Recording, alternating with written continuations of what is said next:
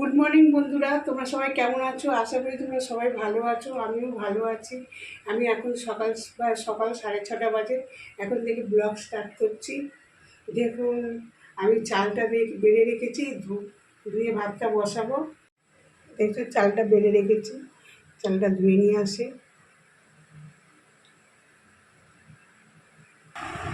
এই যে চিনি উঠে গেছে, বসে রয়েছে, বাবার অপেক্ষা করছে কখন বাবা আসবে, কোলে নিয়ে ঘুরতে যাবে। বাবা, দেখো বন্ধুরা, দেখলে মনে হয় যেন কত বেলা হয়ে গেছে, কিন্তু তা না, রোদ্দুর উঠেছে বলে মনে হচ্ছে যেন অনেক বেলা হয়ে গেছে। 6:30 বাজে। আমাদের গেটের এখনও তালা খোলা হয়নি, তালা খুলবো। রোদ্দুরে দাঁড়াতে পারছি না। এখনও বাসন কোসন মাজা হয়নি, ভাতটা বসিয়ে বাসনগুলো মাজবো। দেখতে পাচ্ছ কতগুলো বাসন পড়েছে, সব বাসন মাজবো। চলো রান্নাঘরে যাওয়া যায়। আমাদের চুনিয়ামুনিয়াকে এখনও বার করিনি, বার করবো একটু পরে।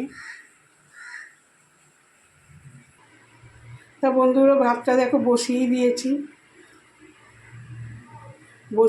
এখানে ডিম দুটো রয়েছে।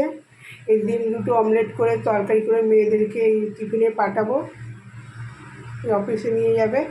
তারপরে আমরা বেলার দিকে আবার দেখি কী করা যায়।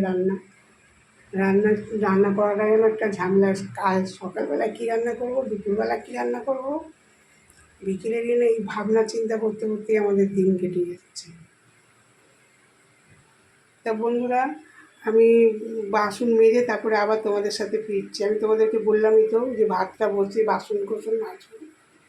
বাসনটা মেজে তারপরে আমি আবার রান্নাঘরে ফিরছি আর তোমাদের সাথে কথা বলতে। চলো যাওয়া যাক। বন্ধুরা দেখো, ভাত হয়ে গেছে, আর এটা হচ্ছে ডিমের তরকারি অমলেট করে করেছি, তোমাদের বললামই তো। দেখো, ধোয়া উঠছে। আর এই যে ডিমের তরকারি করেছি অমলেট করে। আজকে কাশ্মীরি লঙ্কার গুঁড়ো ছিল না, আর আনতে যেতেও পারিনি, এর জন্য তরকারি কালারটা এরকম এসছে। চলো বন্ধুরা, আমি এখন ছেলেকে খাইয়ে তো রেডি করি, স্কুলে যাবে এক্ষুনি।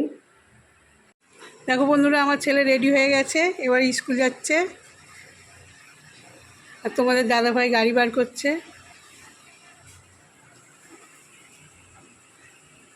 স্কুল দিতে যাচ্ছে।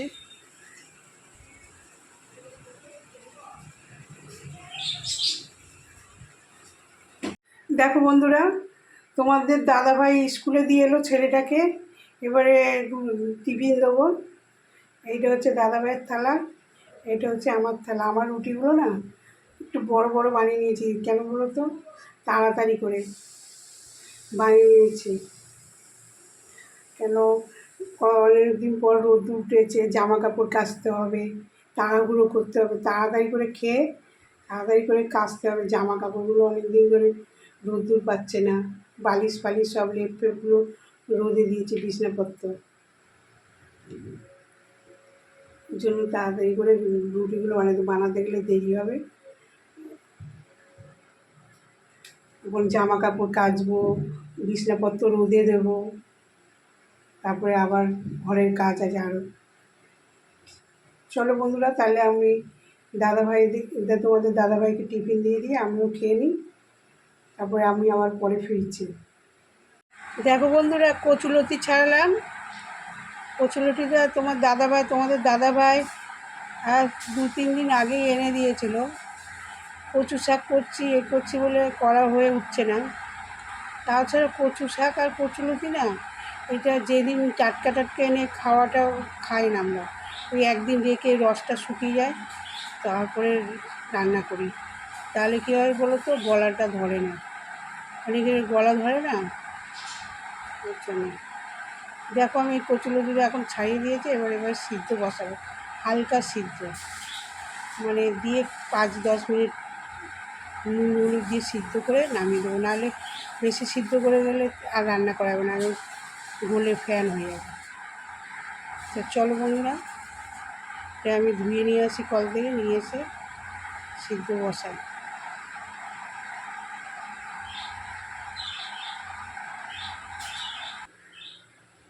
দেখো বন্ধুরা, এই যে সিদ্ধ বসিয়ে দিয়েছি, 10 মিনিটের মতো ভাপিয়ে নেবো, তারপরে আমি আসছি। তোমরা হয়তো ভাববে যে কড়াটা তো আমি একদম সারাদিনে যে সকালের দিকে যা রান্না হয়, রান্নার পরেই আমি কড়া মাজি। আর তাছাড়া কী বলতো, আমার হাতে না একটু প্রবলেম আছে, ধরুন আমি ঘষে কড়ায় বা কোনো কিছু না আমি ঘষে মাজতে পারি। স্টিলের বাসন মাজতে আমার অতটা অসুবিধা হয় না, এই কড়াই মাজতে আমার খুব অসুবিধা হয়। দেখো বন্ধুরা, এখন আমরা দুপুরে খাবার নিয়ে চলে এলাম। তো দুপুরে কী কী বানিয়েছি তোমাদের সাথে একবার দেখিয়ে দিই, তোমাদেরকে শেয়ার করি। দেখো, তোমাদের দাদা ভাইয়ের জন্য ভাত বেড়ে রেখেছি, আমার জন্য ভাত বেড়েছি। আর এই যে হচ্ছে মুসুর ডাল, আর হচ্ছে সোয়াবিন আলুর তরকারি, আর এটা হচ্ছে কচুলতি, সে বা দেখালাম তোমাদেরকে রেসিপিটা। আর এইটা হচ্ছে কালকের কচু শাক, দাদা ভাইকেও দিয়েছে তোমাদের। ঠিক আছে বন্ধুরা, চলো আমরা এখন তাহলে খেয়ে নিই, খাওয়া দাওয়া করে নিই, তারপর আবার ফিরছি। দেখো বন্ধুরা, যে তালটা আমি এখন ছাড়িয়ে তোমাদের সাথে রেসিপি দেখাবো তোমাদেরকে, কী বানাই আজকে। তালটা ঢাকনাটা মানে খোসার উপরের খোসাটা, মাথাটা ছাড়ানো হয়ে গেছে। ঢালটা এখন আমি ধুয়ে নিয়ে আসি, তালটা ছাড়িয়ে আর অল্প জল দিয়ে ভিজিয়ে রেখেছি।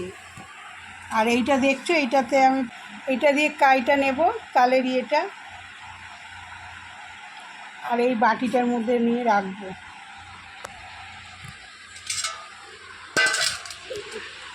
দেখছো বন্ধু, দেখতে পাচ্ছ তো বন্ধুরা?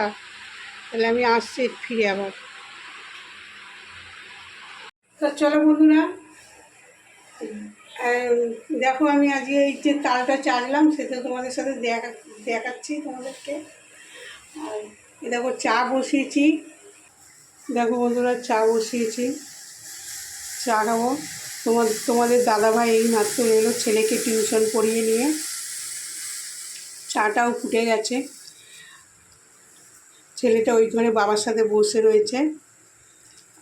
একটু পরে 9টার সময় আবার একটা দিদিমণি আসবে ওকে পড়াতে, টিউশনি পড়াতে।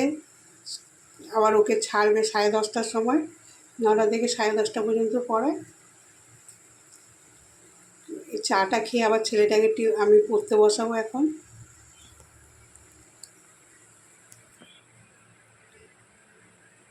এখন তালটা এইমাত্র চেয়েছে পরিষ্কার করেছে, এই যে দেখতে পাচ্ছ।